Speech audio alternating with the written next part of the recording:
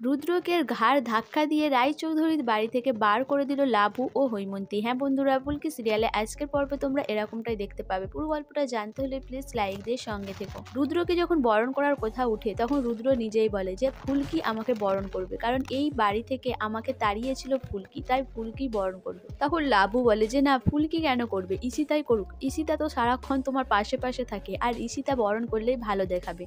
এরপর ঈশিতা আর রুদ্র চমকে ওঠে, কিন্তু তারা কোনো কিছুই বুঝতে পারে না। এরপর ঈশিতা বরণ করে, ফুলকি শাঁখ বাজায়। ফুলকির শাঁখ বাজানো দেখে রিকিয়া বলে যে ফুলকি এইভাবে শাঁখ বাজাচ্ছে কেন, মনে হচ্ছে যেন কোনো এক যুদ্ধের ঘোষণা হচ্ছে। তখন রোহিত বলে যে ফুলকি তো এরকমই, ওর কথা বাদ দাও। এরপরেই রুদ্রকে বরণ করার পর রুদ্র ঘরে আসে। রুদ্রকে সবাই মিলে খুব যত্ন সহকারে বসায়। ফুলকি বলে আজকে খাওয়া দাওয়ার পর একটা আমরা মুভি দেখব, আর সেই মুভিটা দেখলে তোমরা সবাই খুব খুশি হবে। এদিকে ঈশিতা বলে যে মুভি, কি মুভি? তখন ফুলকি বলে গোপন কথাটি রবে না গোপনে। এটা শুনেই ঈশিতা বলে যে এ আবার কিরকম সিনেমা, কই আমি নাম শুনিনি তো। তখন পারমিতা আর লাবু বলে যে আমরা শুনেছি। এরপর সবাই মিলে মজা করে খাওয়া দাওয়া করার পরে তারপরে ফুলকি, লাবু আর সবাই মিলে সোফা সাজিয়ে ভালো করে একদম সিনেমা হলের মতো করে সাজায়। এদিকে পর্দাও টাঙানো হয়ে যায়। রোহিত সবাই মিলে তমালের কথা ভাবতে থাকে যে তমাল এই ধাক্কাটা কিভাবে নেবে। এদিকে ফুলকি আর লাবু পপকর্ন নিয়ে আসে, সবাইয়ের হাতে দেয়। এই সমস্ত কিছু দেখে হৈমন্তী খুব খুশি হয়। হৈমন্তী বলে যে লাবু, তোকে এতদিন পর এত খুশি দেখে আমার খুব ভালো লাগছে। তখন লাবু বলে যে হ্যাঁ, আমার তো আজকে খুব ভালোই লাগছে। এরপরেই রোহিত সিনেমাটা চালিয়ে দেয়, যেটা দেখে বাড়ির সবাই অবাক হয়ে যায় যে এখানে ঈশিতা আর রুদ্র দুজনকে জোড়াজড়ি অবস্থায় দাঁড়িয়ে রয়েছে। হৈমন্তীর মাথায় তো বাজ পড়া ভাঙার মতো হয়। এদিকে তমালও হাঁ করে তাকিয়ে থাকে। রুদ্রকে টেনে হিজড়ে তুলে দাঁড় করায় রোহিত।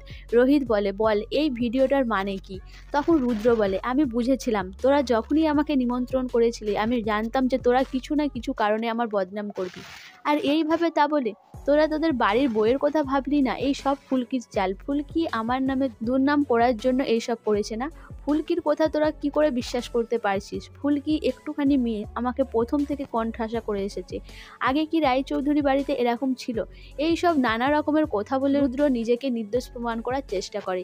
তখন লাবু এসে রুদ্রকে ঠাস করে চড় মারে, বলে এত কিছুর পরেও তোমার এত কথা আসছে কোথা থেকে? আমি ফুলকিকে বলেছিলাম তোমার মুখোশটা সবার সামনে যাতে টেনে ছিঁড়ে দিতে পারে।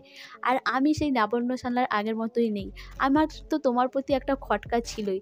আমি যেদিন তোমার অফিসে গিয়েছিলাম দেখেছিলাম ঈশিতা তোমাকে কিভাবে জড়িয়ে ধরেছিল। আর তারপরে বটতলায় তো তুমি আর ঈশিতা তো একদম স্বামী স্ত্রীর মতো পুজো করছিলে। আমার সমস্ত কিছু দেখেই খটকা লেগেছিল, কিন্তু আমি কিছুই বলিনি। তা বলে ঈশিতা তুমি পারলে আমার ভাইয়ের জীবনটা এভাবে নষ্ট করতে? ঈশিতা বলে যে এই সব মিথ্যে, এই সব ফেক ভিডিও। এরপরেই রুদ্র আর ঈশিতা কোনোভাবেই স্বীকার করতে চায় না, কিন্তু সবার কথার চাপে পড়ে কোনো রকম ভাবে স্বীকার করে নিলেও সেটাকে সবাইকে বুঝতে দেয় না, কিন্তু সবাই বুঝতে পারে যে এটা সত্যি ভিডিও। এদিকে হৈমন্তীকে লাবু বলে যে মা, তুমি এবার বুঝতে পারছো তোমার জামাই কতটা ধোয়া তুলসী পাতা?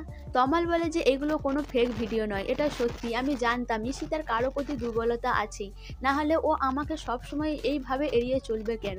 এদিকে তমালের মাও বলে যে আমার ছেলে এত বড় কেন ক্ষতি করলে?